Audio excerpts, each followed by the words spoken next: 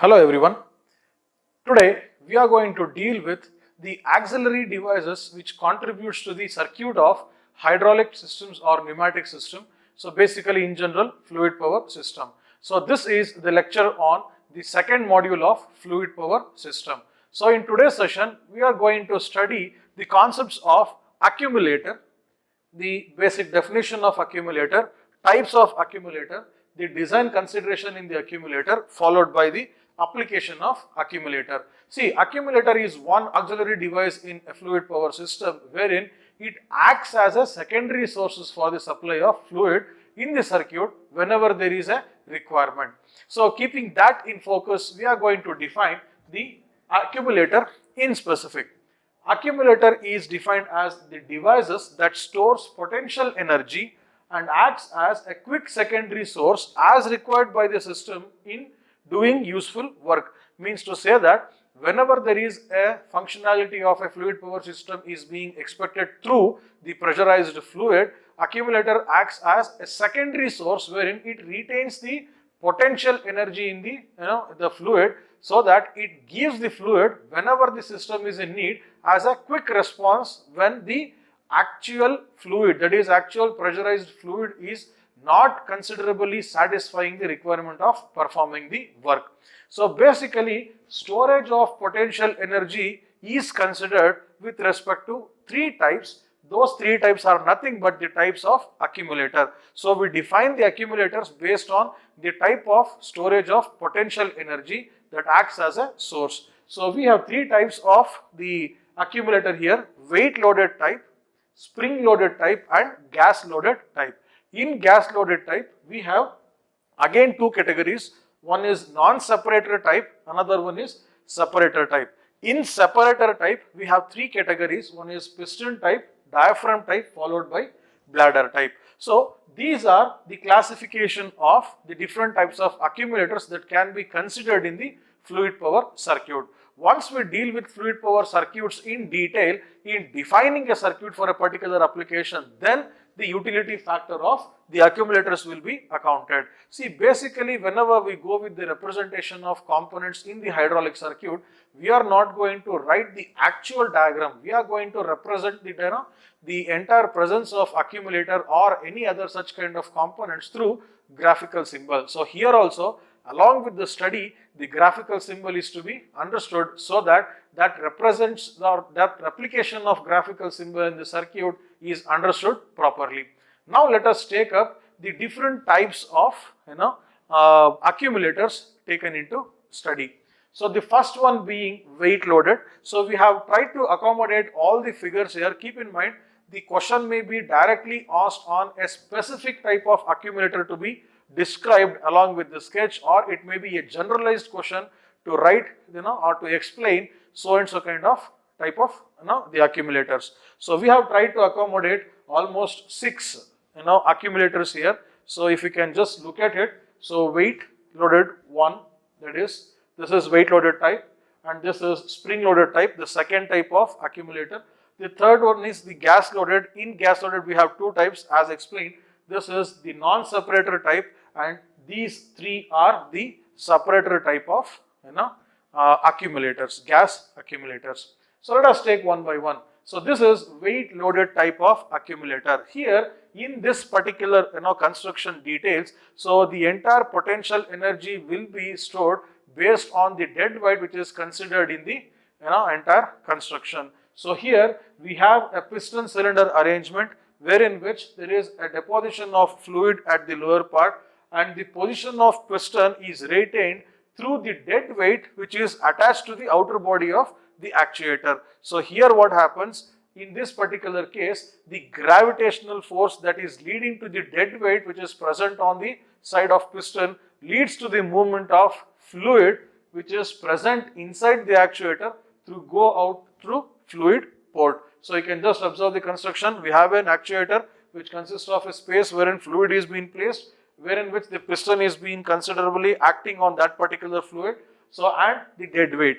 So when you add the dead weights to the extension part of piston, whenever there is a need of the extension or the utilization factor of the pressurized fluid to be taken, that gravitational pull due to the presence of dead weight results in the movement of fluid. So one of the advantage of this particular type is that since the dead weight is constant, the force or the pressure in which the fluid is being subjected to due to the gravitational force or due to the weight in which it is being acted remains constant throughout the movement of fluid from the fluid port. Means to say that when we have fluid kept here, the pressure will be constantly applied on the fluid so that the complete amount of fluid which is present in the actuator goes out of the system. So this is one of the advantage of this particular type of accumulator.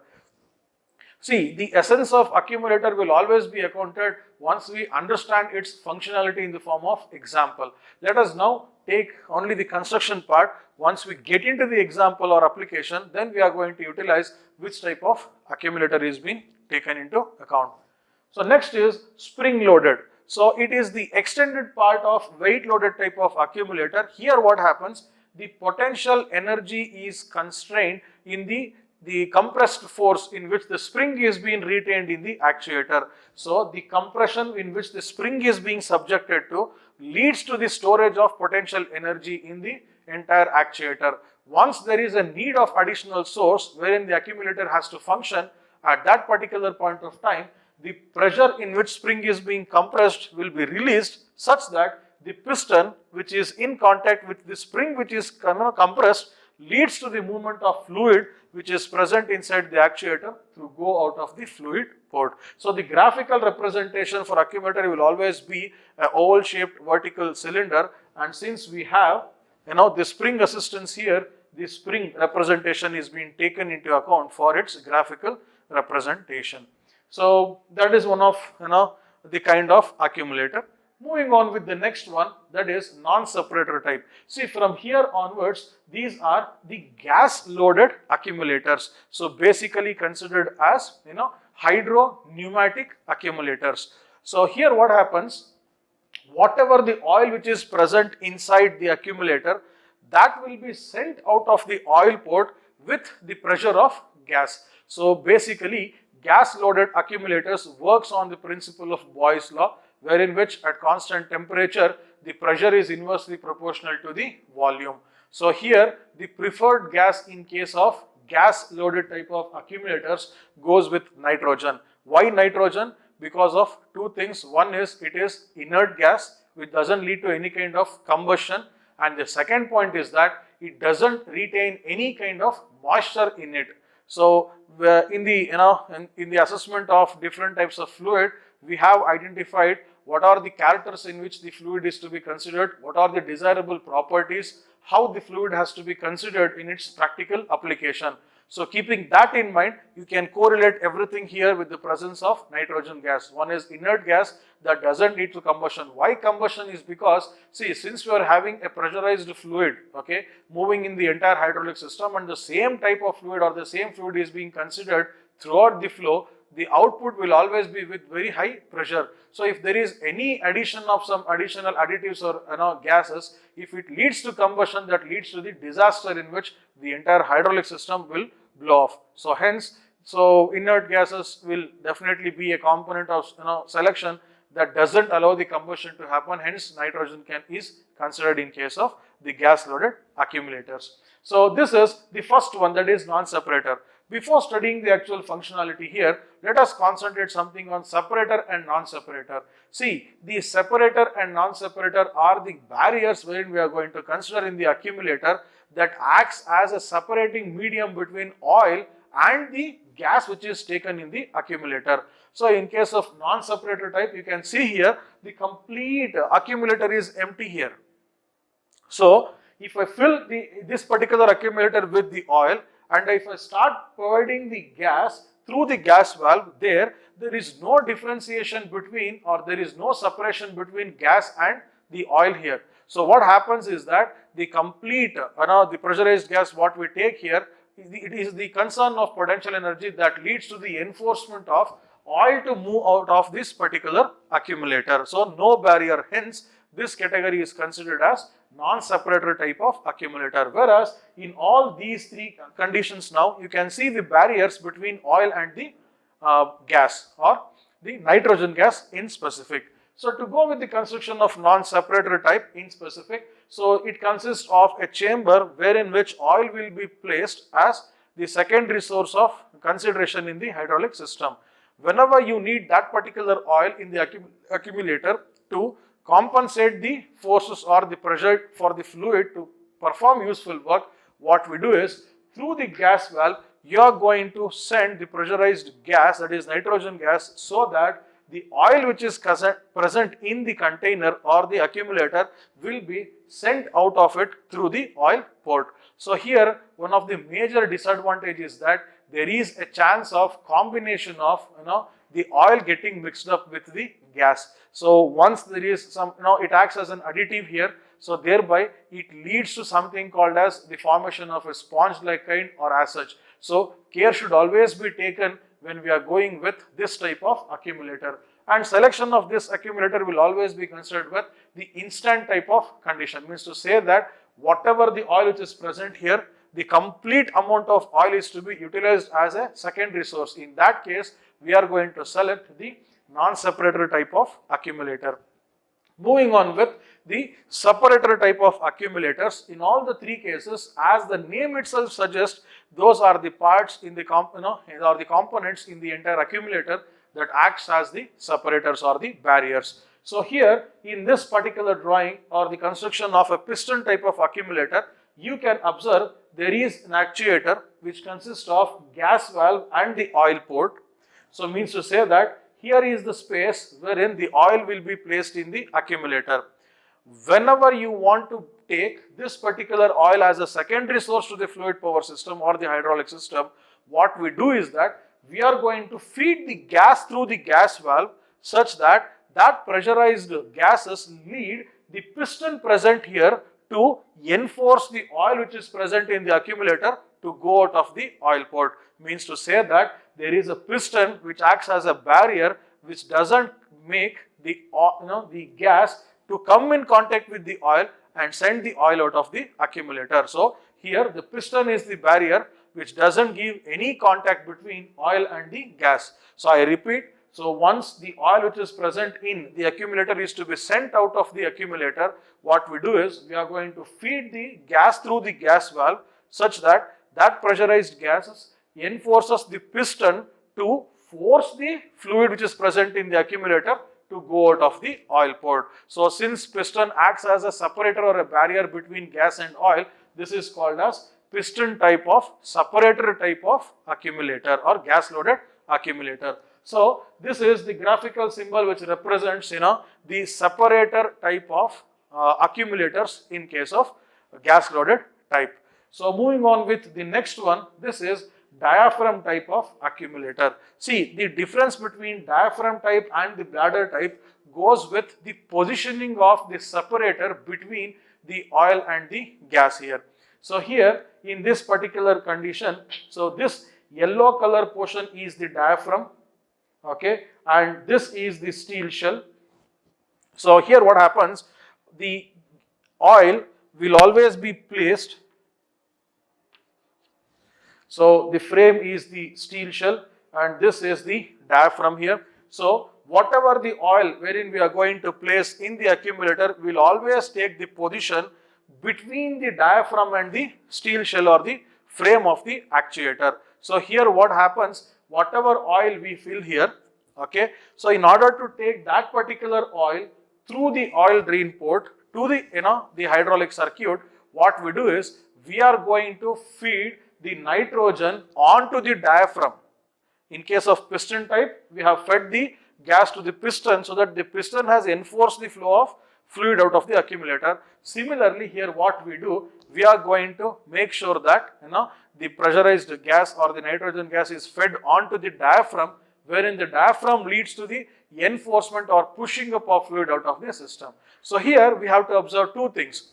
Okay, in case of piston type, whatever the oil we feed into the accumulator will always be based on the position or the capacity of the container. Here also, whatever oil we feed here, this diaphragm band is an elastic barrier. Means to say that you can keep feeding the oil to the gap between the diaphragm and the steel shell, so that the diaphragm can take a position so that maximum amount of oil is being accumulated. So since it is elastic in its nature, so this particular band can move till the top when you are feeding the oil into the accumulator. But when you have to feed, or when you have to derive the oil which is present in the accumulator, there is always a the gas valve which leads to the flow of nitrogen gas onto the diaphragm, such that the diaphragm leads to the movement of oil which is present inside it to enter into the hydraulic circuit as a secondary source.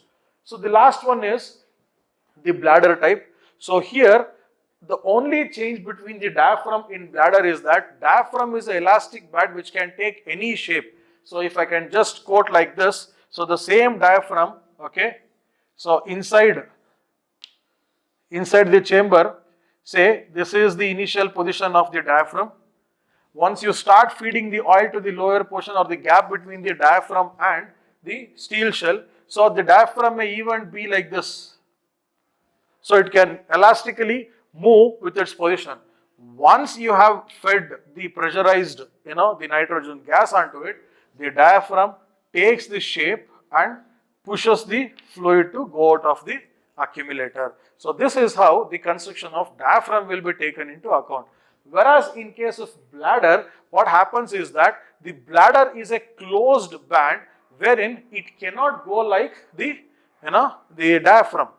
So here what happens, once the same space is available even in this particular case to feed the oil between the bladder and the steel shell here. So the oil will always be accumulated between the bladder and steel shell. Here what happens in case of diaphragm, once you feed the gas, the diaphragm expands and it leads to the movement of the oil. Whereas in case of bladder, it is the enlargement of the bladder, means to say that whatever gas we feed into the bladder, it just oozes out like a balloon, and the bladder increases its volume so that whatever oil which is present between the bladder and the steel shell, that particular will be sent out of the accumulator. So this is one of the major difference between diaphragm type and the bladder type. In case of diaphragm, it can extend to a stage wherein maximum amount of fluid is being accumulated. Once the gas is applied, okay, the diaphragm takes to a position so that the maximum amount of fluid is being sent out. Whereas in case of bladder, it is the enlargement or the increase in the volume, just like a balloon once you fill the air. So here again, through the gas valve element, you are going to fill the air so that the bladder enlarges, and once it enlarges, so thereby what happens, whatever the oil which is present in the gap between the bladder and the body shell, that will be sent out of the accumulator. So this is something regarding types of accumulator, definition of accumulator as such. The last content is to understand various application of the accumulator. See, when I have explained the construction and detailed working of these type of accumulators, I have even mentioned the design parameters which can be taken into account. Okay, so the last one is the application. See, we have the accumulators majorly for 4 applications. One is auxiliary power source, followed by leakage compensator, next emergency power source, followed by hydraulic shock absorbers. See, as the definition itself suggests, accumulators are the secondary source of fluid supplied to the system whenever the system is in need to perform a particular work. Hence, so the entire accumulator can be taken as the auxiliary power source, means to say that it acts as an additional power providing source by providing the pressurized fluid when the system is in need of. Okay, so next comes leakage compensator. See, you cannot just define the hydraulic system to perform the work all the time without any losses. There may be a chance of leakage. Leakage may happen in any kind, and that particular different types of leakages is already been studied by us in the previous sessions. So, in case if there is any leakage of hydraulic oil at that particular point of time, what we do is, in order to compensate the pressurized fluid to fit into the system, we are going to use this source from the accumulator to compensate the leakage of hydraulic oil or the fluid which has been considered in the account during the study.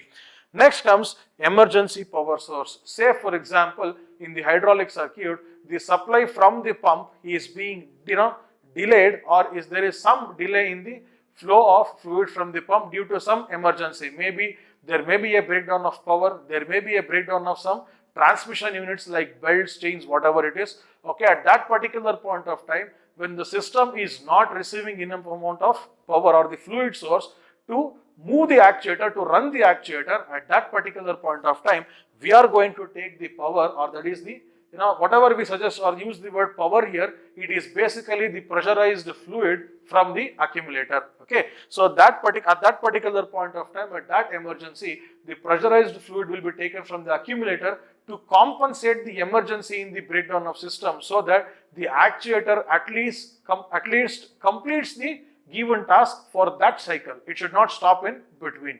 Okay, and the last is hydraulic shock absorber. Whenever we are going to use the same fluid, there will always be variation in the pulsations of the fluid which is running in the entire hydraulic system. At that particular point of time, so that pulsation may be due to any kind of addition of impurities or leakages or anything. At that particular point of time, to avoid that particular irregular pulsations in the fluid, we are going to take the pressurized fluid from the accumulator and compensate it, so that acts as a hydraulic shock absorber in retaining the pressure of the fluid, so that the entire actuator runs along the same condition straight from the start to the end. See, the overall agenda being understanding the accumulator or types of accumulator, its design, application, is to know that in case of any damage to the hydraulic system, we do always have an option of the auxiliary devices which compensates that particular damage and leads to the completion of task or the execution of work which is to be done by the actuator throughout the defined period of time. Okay, thank you.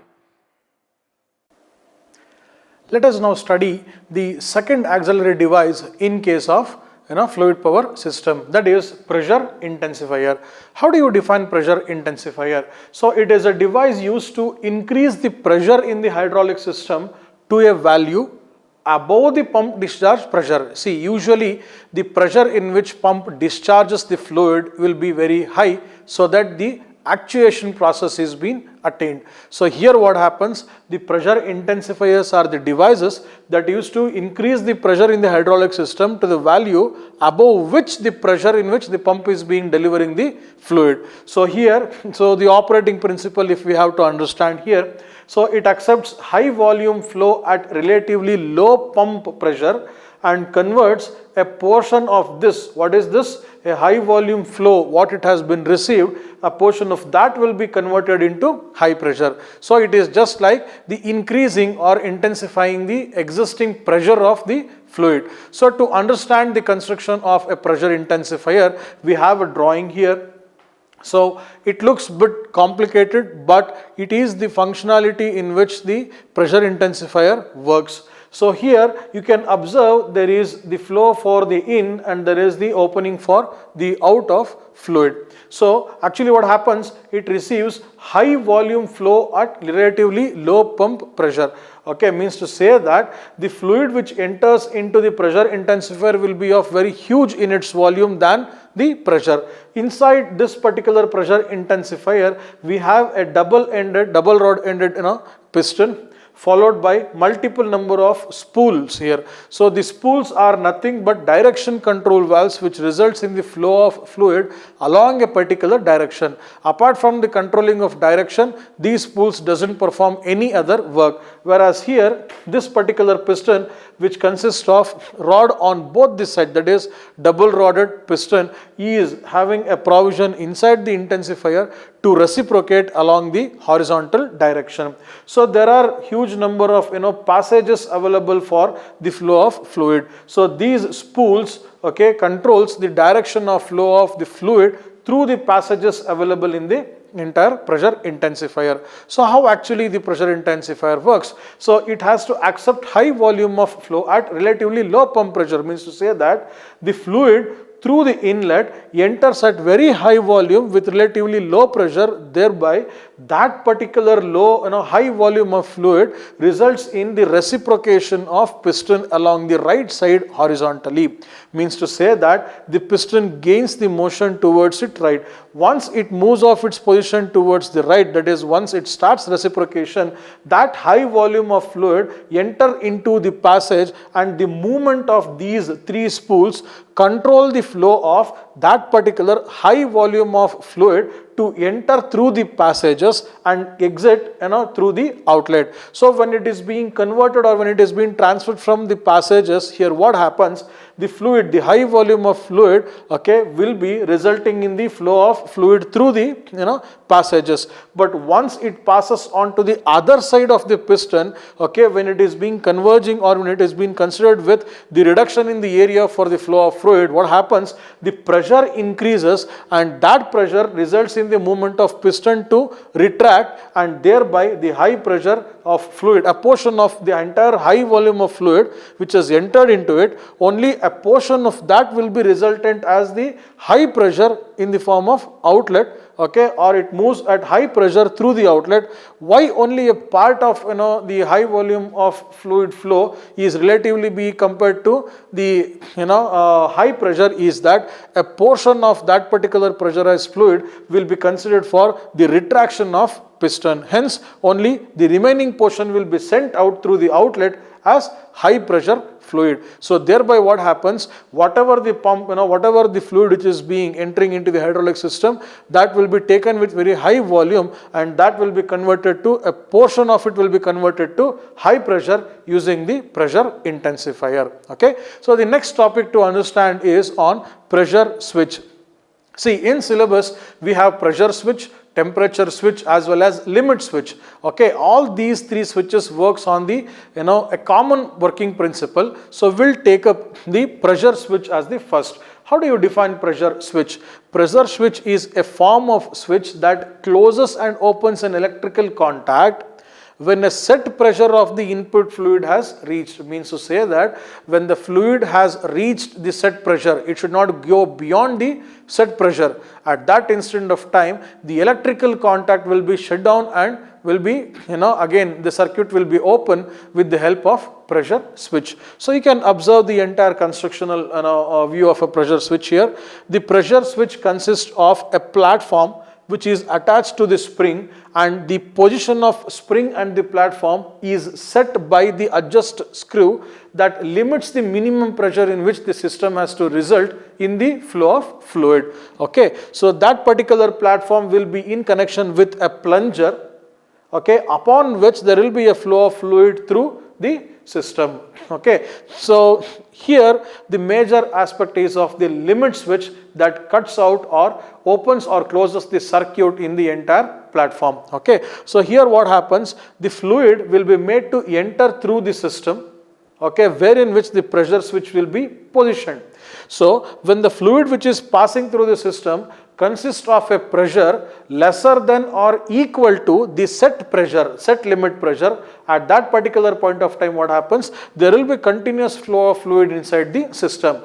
If the pressure increases, if the pressure which is entering through the system increases, at that particular point of time what happens, there is a plunger, the plunger moves off its seats along vertical direction such that this plunger moves the platform against this set limit pressure. So the position of spring is considered with respect to a limiting pressure, but the platform will be taken off its seat so that it compresses the spring.